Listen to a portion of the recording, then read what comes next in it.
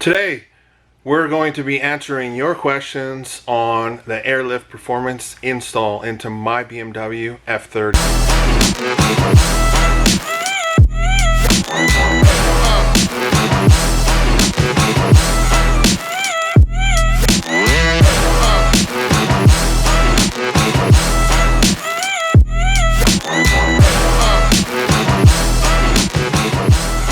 Welcome back to HQ BMW. If you're new here, hit that subscribe button, hit the notification bell, so every time I drop a new video, you will get notified.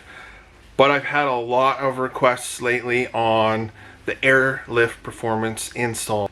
How did I route the lines? Which fuse did I take? And just some general questions. And I'm gonna follow up today and answer all of those for you guys, because there's a lot of you guys that are pulling some pretty good strings for this up and coming season on building their dream car, which is super awesome. And you guys are installing this stuff yourself.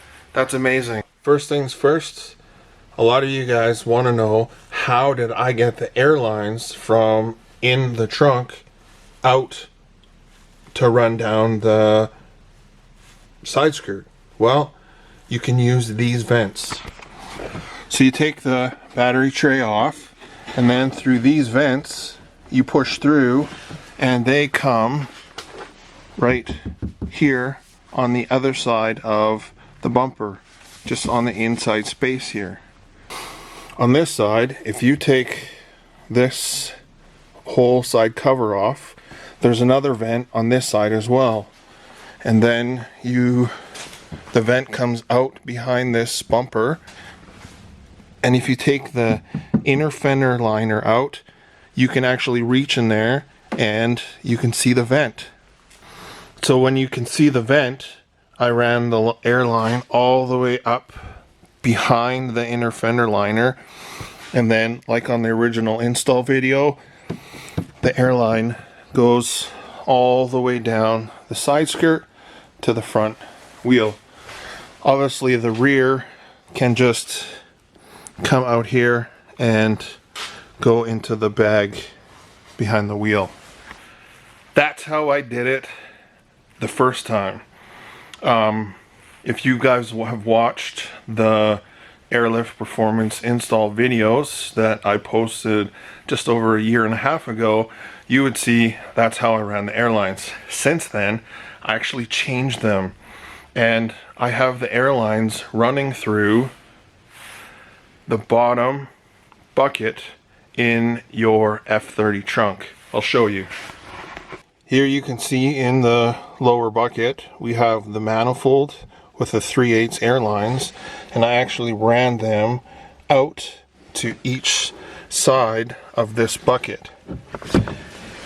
So I cut a hole in the actual inner cover and then ran it through, drilled holes, and ran it out to the outside. You'll be able to understand this more when we go underneath the car, which we'll do right now. So here's the bottom of the actual tub of what we were just looking at. I have the airlines coming out of that side, just like you've seen inside. And then over here we have the three, which are the front, rear, the drain, and then also the drain itself for excess water. The nice thing about this is the rear one comes out of the bucket, wraps around this, and then goes straight into the bag. Nice and convenient and easy to get to. Or the front still goes up through the inner fender liner and down through the side skirt. The next thing that I get a lot of questions about is, which fuse did I use? So on my 2013 F30, I used the second fuse in the bottom row. So let me get some light in there. So you can see on the bottom row, there's one fuse and the second fuse. I used that fuse for installing the power to run the airlift system. One change that I want to do this season is where the manifold is actually mounted on that plate. I actually want to change it and have this manifold bracket installed on that plate, and then the manifold will be on an angle with the airlines coming off and flowing nicely into both sides of the bucket. I also may move the compressors down into the bucket, but we'll see how that goes this year. But I do want to get this installed for sure. This is from AVS on the web. I'll drop a link below. They are a fantastic product. You can tell it's all CNC. It's probably laser cut, and then it's all welded together. So we can either get this painted or send it off to a powder coater and get them to paint it, which that's probably what I might do, is get this powder coated. One more question I have is routing of the controller. So you can actually take this piece out of the seats. You just have to get under there and pull this out. So I have the cable coming in behind this. It runs down under the crack of this seat.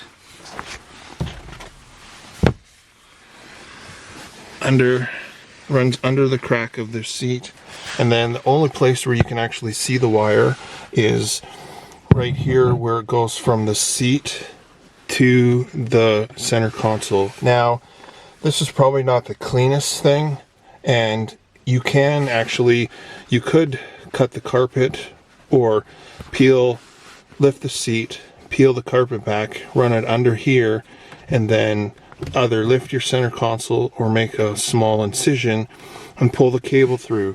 I'm not really that picky because of the black interior. When there's no lights, it's not that easily spottable. I mean, you can see it if you're looking for it, but I'm not too concerned about that little wire.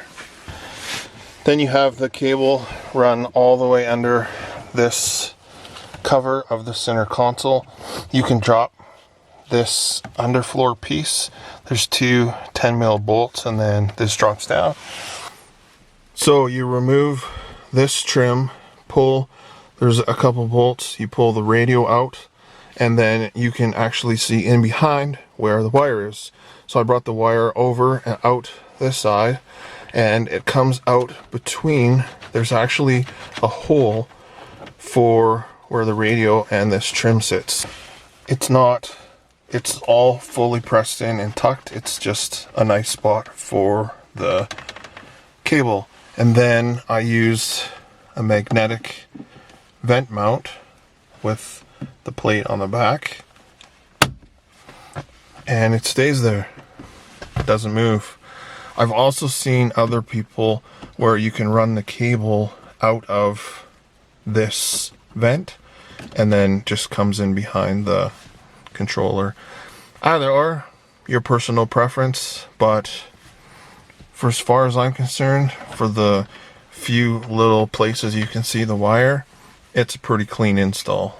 Hopefully that answers the majority of your guys' questions. Those are the most common ones that I have been receiving. The other one was, have I had any issues? And no issues at all. It's been a rock solid system. Big thing is get through the initial install. You might have 1 to 3 months of fiddling here and there, just changing things, making sure your airlines aren't rubbing anything, make sure you don't have any leaks. But once you get that stuff sorted, which it'll come, it's frustrating at the beginning. If you do the install yourself, then you won't have any problems finding it or how to fix it, because you'll already know what you're doing. That's one of the perks on installing the system yourself. So once you get through that, you're gonna love the system. It's amazing. I love it. I don't think I could have a show car without bags now. it's always going to be in my life, I think. If you guys have stuck around this far, thank you. I greatly appreciate it. And I just want to give an update on what's happening with Quinn. I did make the decision that we were going to wrap the car. However, because the bumper isn't back yet and I have no timeline of when the bumper is actually going to get back, I don't know if we're going to have time to wrap the car before the first show. The first show is May 1st, 2nd at the Olympic Oval. Yes, it is Driven YYC.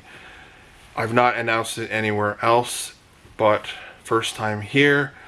I got approved to be in Driven Calgary, and we're going to take Quinn down there and show it off. So there's 50 days until the first show, which would mean you need 5 weeks to let the paint cure before you can wrap it. So I would need the bumper back in the next 2 weeks, or the car can't get wrapped before the first show. It's just, it is what it is. I'm gonna follow up, see where the bumper is, and then I don't know what the rapper's timeline is like. I don't know if he's getting booked up. I have been in contact with him and said that I have a color that I want to choose, and it's gonna be a timing thing. So if you want to see what's gonna happen with Quinn for this year, hit that subscribe button, hit the notification bell, and we'll see what happens from here on in. Thanks for watching. I hope I answered a lot of your guys' questions. Please feel free to drop a comment. Any ideas of what else we should do to Quinn this year? Or do you guys want to just see the white with the white wheels? I don't know. Drop a comment, let me know. Hit that like button if you enjoyed today's content. Thanks for tuning in. Have a fantastic day. Peace.